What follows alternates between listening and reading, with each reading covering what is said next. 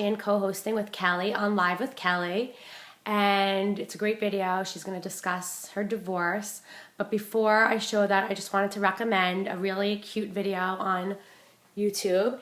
It was made by hypervocal.com, and the title is Horatio, the Early Years. It's a CSI Miami parody. It's a prequel, and there's 2 episodes that were released so far. Episode 1 is Ring Around the Rosie, and episode 2 is Cootie Shot.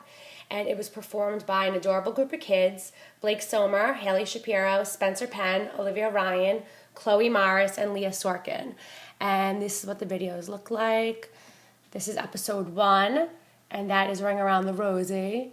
And this is episode 2, and that's Cootie Shot. So, here we go. Kim Kardashian.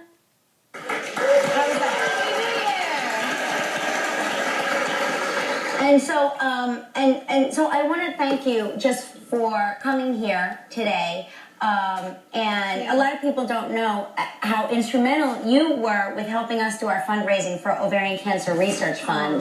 And I really, really appreciate that year that you helped us with that ad campaign. We raised $4 million in one day, and you were such a big part of it. And Thank you. You've done so much to help us, and I really appreciate it. And I know that you've had such a just a really tough year, and so thanks for being here. And I know there's a lot. It's been a hard couple of months. You know, I moved in with my mom, and half the time with Courtney and half the time with my mom. So I've just been spending a lot of family time, and I, went to my mom's. I brought 2 pairs of sweatpants and a pair of pajamas. That's it. Gosh. Oh. And I really did some soul searching, and it was I needed that. I needed to just be with the family. Were you surprised at the reaction from people that say, well, the whole thing was for cameras, or it was all made up, or...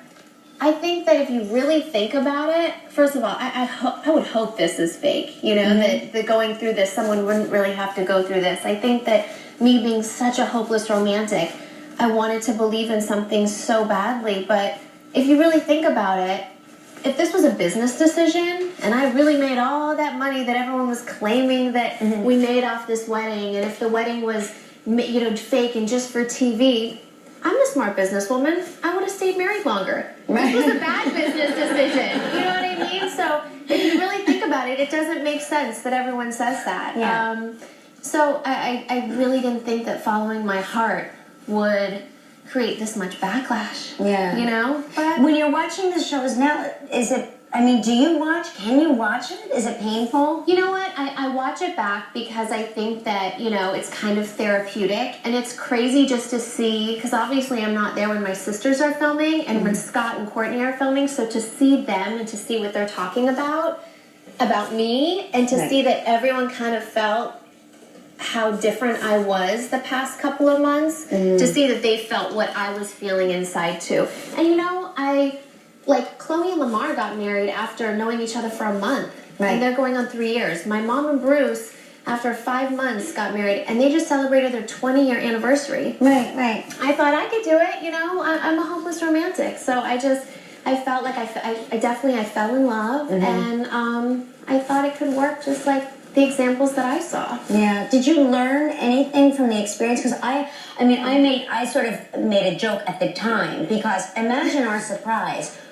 Nick Lachey co-hosted our Halloween show, and every year we are the Kardashian family, no matter what, because I just love, having the long hair. I always feel like it's like looking in a mirror, really.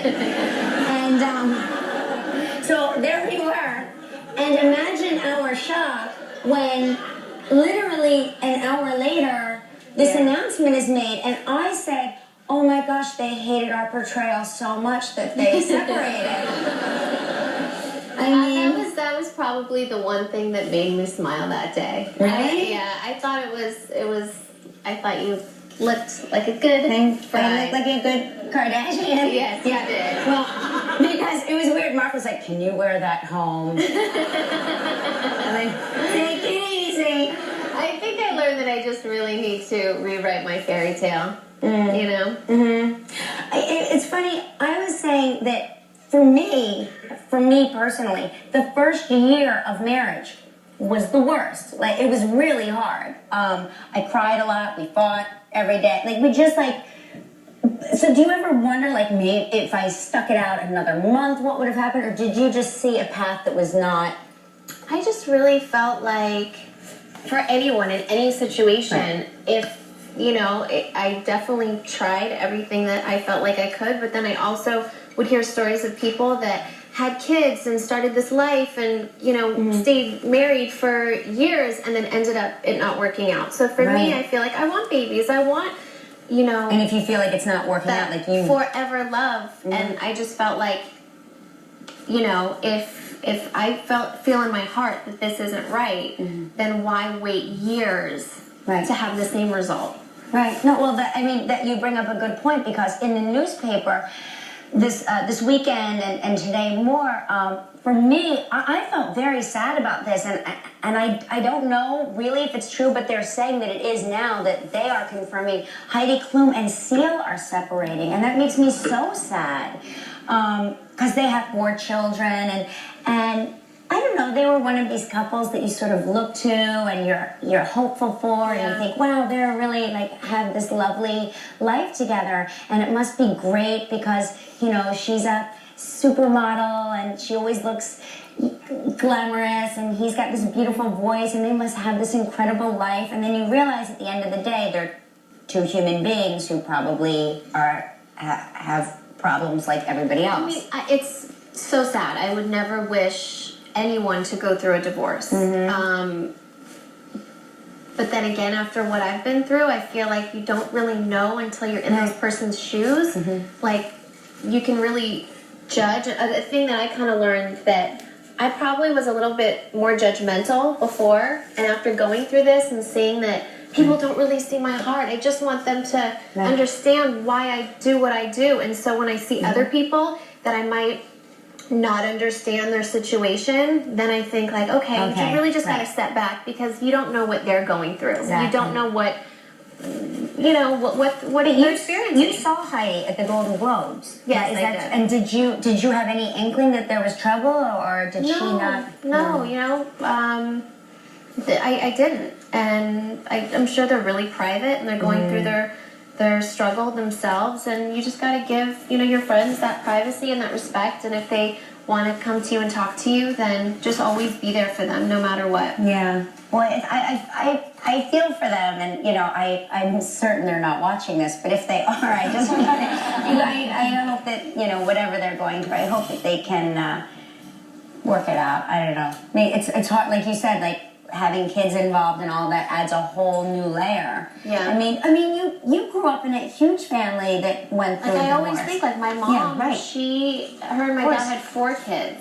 And they split up, and I couldn't even fathom it at the time. But then, you know, as I got a little bit older, and as my mom started to confide in me more as a friend instead of, you know, a mom, I began to understand her a little bit more. So, you know, thinking of myself in that situation, if, you know, my mom had 4 kids and she was able to get out of a situation that she felt like didn't fit her, then, you know, I think anybody could. Well, I think it's, we admire your bravery and your courageousness for talking about this, by the way. When I heard you were co-hosting, I was like, well, it's going to be weird because we're not going to be able to talk about any of that. And then I heard that you said that you were fine to address it. So yeah, I'm fine talking about me and my feelings, and I think it's just a part of, you know, the show. We've always tried to just, as a family, we've always said, if we're going to film a show, we're going to be ourselves and talk about what we do in our lives. And if they let cameras into our household, people would have to call the police, like everything. They would literally be like, this is it. We are calling 911 for that family. Like, I don't even know. I don't know how you do it. I don't know how you do it. It's like, I'm surprised the police aren't called more. Incredible. We have a big show, but before we get to the big show, I just have to get to this one news item that fascinated me today. This is really great news, everybody. I see it. Viagra apparently is very good for the lymph stems in your flower bed. That's right. A woman in a British television personality who has a garden show, figured out that if you drop in a standard Viagra tablet, it stiffens